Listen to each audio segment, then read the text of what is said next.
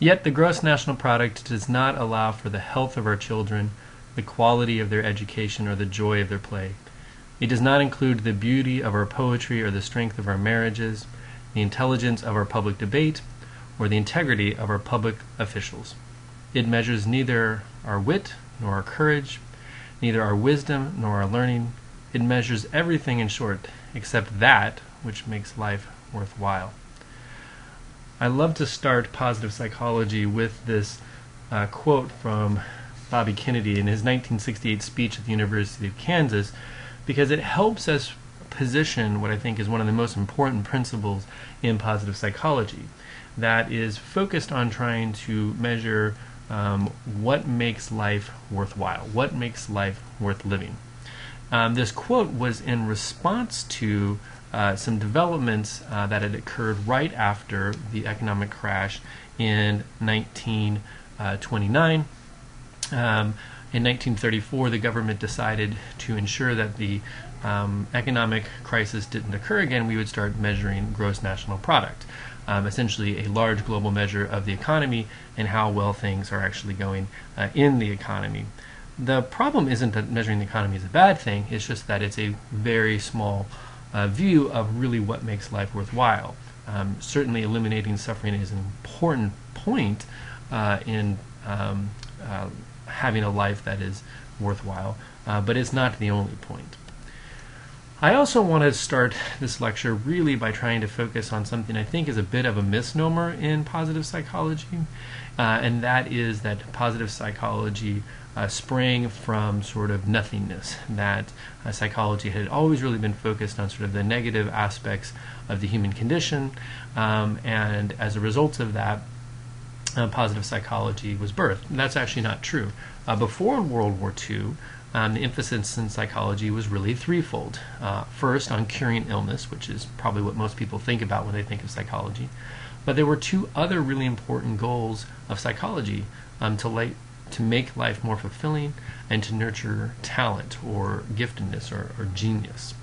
As a matter of fact, if you look at so many of the studies before the Great Depression occurs, and ultimately World War II as well, so much of psychology was actually focused on what traditionally we think of now as positive psychology. Giftedness by the Terman studies, marital happiness, Watson writing on effective parenting, Carl Jung concentrating on sort of what makes life worth living and discovering the meaning in life. Many investigators, from the earliest writers in psychology like William James to Gordon Allport to more sort of, quote, contemporary positive psychologist or humanist in this case, were really interested in, again, aspects that today we think of mostly as positive psychology: play, creativity, flow, and peak types of experiences.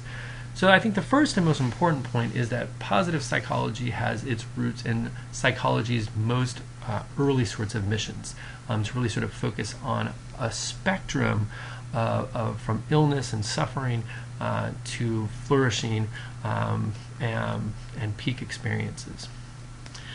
The problem was that psychology in World War II had largely become about healing. There were really two things that were really occurring at the same time.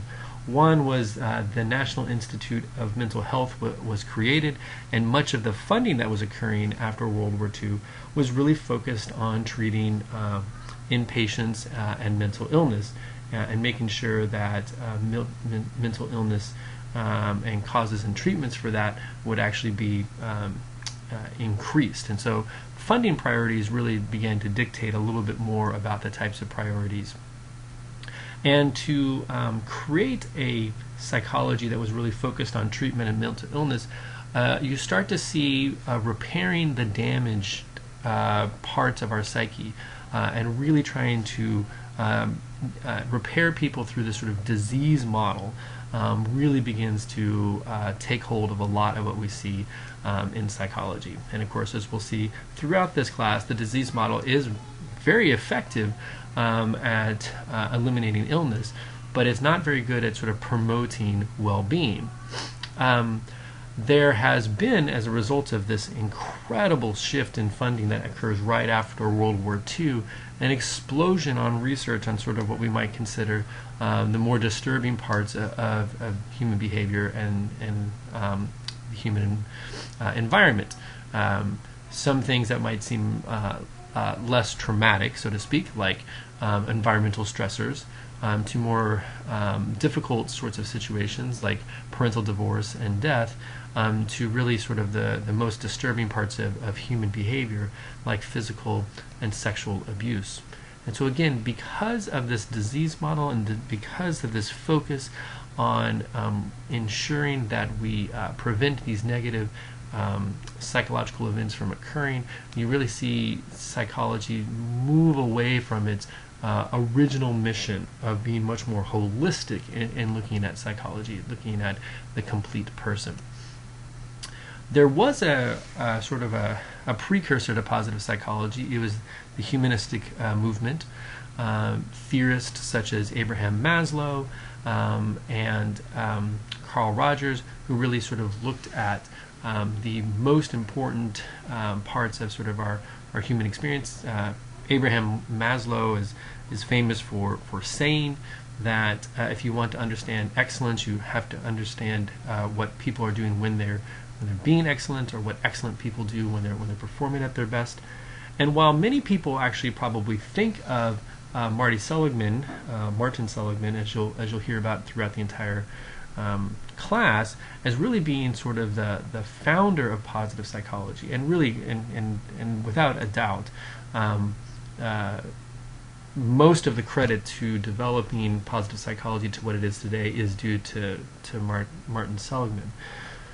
But actually, it was Abraham Maslow who was the first theorist to coin the term positive psychology. So the humanist had this vision and this perspective that was really counter to the sort of disease model. It was counter sort of this focus on illness, and in many ways it caught the culture, and a lot of people saw this movement as extremely promising. The problem was, one of the major reasons why humanistic psychology really didn't take off was that as a result of being very theoretically driven and being very much focused in clinical settings, in clinical psychology and therapeutic sort of self-help, there wasn't a huge empirical base that was being developed to really sort of understand what would be sort of a empirical view on what is the good life. And so one of the really important philosophies of positive psychology was to differentiate itself from the humanist traditions by thinking about developing a field, a science that was really going to be focused on scientific principles, on empiricism. And to add to the sort of current sort of preventative strategies that you see in clinical psychology, to really focus on best practices in prevention, being not just trying to sort of eliminate illness, but really trying to promote competency with individuals, within specific individuals. And so what you've really seen over the last 50 years is that the disease model really hasn't moved psychology closer to preventing some of these serious problems. It's made incredible, as we'll see later, successes in eliminating many of the sort of disorders, curing many disorders that were not curable from their inception and their diagnosis.